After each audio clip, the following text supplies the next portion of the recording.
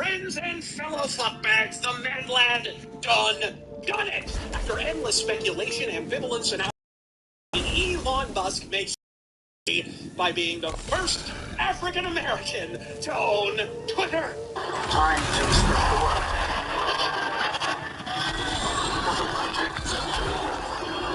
What hurt?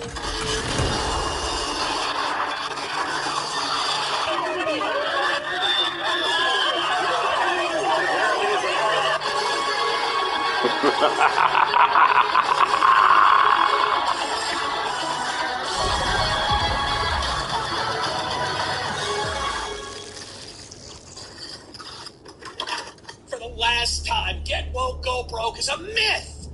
Now, if you don't mind me, I'll be deleting my Twitter account because the entire platform was bought out in a hostile takeover. Hope I see something about it on CNN+. All right.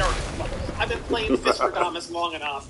Turnabout, frankly, is fair play, so here it goes. Fuck me, I was wrong.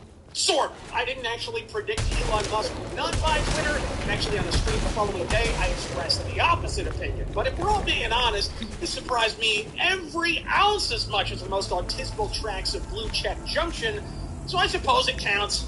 Go ahead, shit on me. In all honesty, however, I should have seen it coming. Elon Musk is, at the end of the day, a venture capitalist, and venture capitalists have an eagle eye for impactful but underperforming acquisitions with a simple fix in the offing that they can easily implement and triple the price of their original purchase. And quotes, let's be honest, Stevie Wonder could have told you what Twitter had to do to turn the Titanic around. Stop banning people, stop playing fucking favorites. Blue Check should not be a fucking learning disability, and hey, it's been on everything from Gab to Getter, so here's a fucking thought. Maybe a timed edit button. I'm not saying let Hillary Clinton edit her future president tweets 7 years after the ass fucking fact, but if you notice autocorrect spelled your with a fucking apostrophe and you happen to catch it in the first 10 seconds, how's about you let us fix it so we're not slaves to the grammatical Apple eye gods? All the same, I stand by my original assertion that surprisingly little is likely to actually change as a result of this acquisition.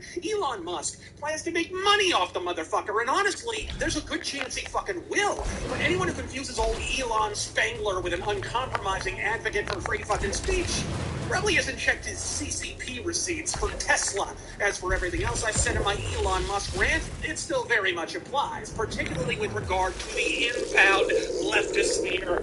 Ass pain! I haven't seen this many prolapsed assholes since Rotten.com went under, with Verge posting an article of instructions on how to close your Twitter account, purveyor of flat comic art and cringe Eric Larson quitting Twitter in protest, and even old Talcum X himself, Sean King, deactivating his account much to the chagrin of incels and the delight of brain cells. And maybe you can help me out in the comment section below, Razorfast.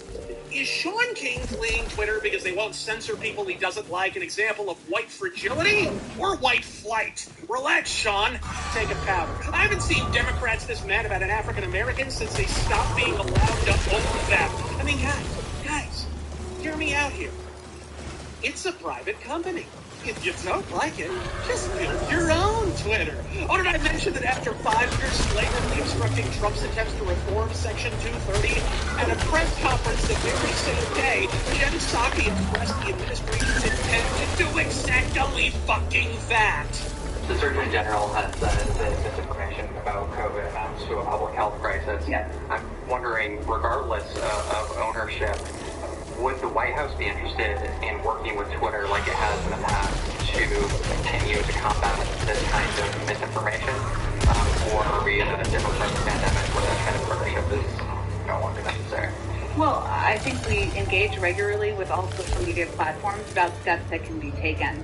That has continued, and I'm sure will continue.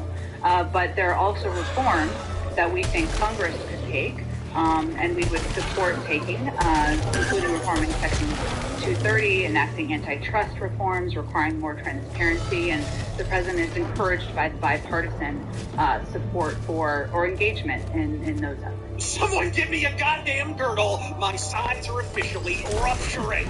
All of this goes to process what those of us who are paying any kind of attention the last 5 years already knew. The modern left are not a party of principles. They're a party of power and collectivism, corralling their adherents into individual interest groups organized not around what they believe or what values they hold, but by what they are. And the reason why is simple. A person's reaction to a critique of what they believe is tied, at least in theory, to their rational cognition. Their reaction to a critique of what they are is knee-jerk and explicitly emotional. When you conflate those two, it's like napalm and fucking fertilizer. These are not liberals, people. Not even communists. Not really leftists. The DNC have birthed two successive generations of political fucking reflex machines. And as I've said in the past, when you emotionalize your politics, you make it impossible to intellectualize them. Before long, the two become inextricably linked so that any perceived attack on your politics becomes an attack on your person. This is what gives the collective the internalized emotional sanction to be explicitly anti-lockdown, anti-mask, and anti-vaccine in early 2020, only to pull an absolute about-face and attack anyone at all who holds an identical position mere months later. Changing science is a socialistic smokescreen for the collective changing positions, which is why we heard nothing but Twitter's a private company, go make your own. In short, the tanky triad suddenly turned into Ron fucking Paul as long as their enemies were being deplatformed. And it's also why they're suddenly pretending to hate billionaires, even though corporations donated to Biden and Hillary by a 10-to-1 pity fucking margin. It's not about what they believe, because the only thing they truly believe in is the collective they fucking belong to. The ism or racial subgroup they were born as, or were born again as, if your name happens to be Rachel Dolezal. So on the off chance you've alighted your hunt box and joined the rest of us in our reindeer games, folks, fuckbags one ironically employed the hashtag RIP Twitter trend, understand and accept the following. Elon Musk purchasing Twitter is your fault. The censorious policies Twitter embraced in order to get one guy out of the White House were a massive reason why they were even financially vulnerable enough to even be susceptible to a takeover to begin with. In the aftermath of every successive wave of politically motivated bans from Alex Jones to Stefan Molyneux's stock in Twitter tanked. The policy each of you to a man applauded and defended. Now the collective is pulled 180 and you're in the unenviable position of espousing the exact opposite. I, for one, will not let you fucking forget it. The bad news? You made your bed, and now you have to lie in it. The worst news? It's Amber Heard's bed. I'm Razorfast. God fucking speed.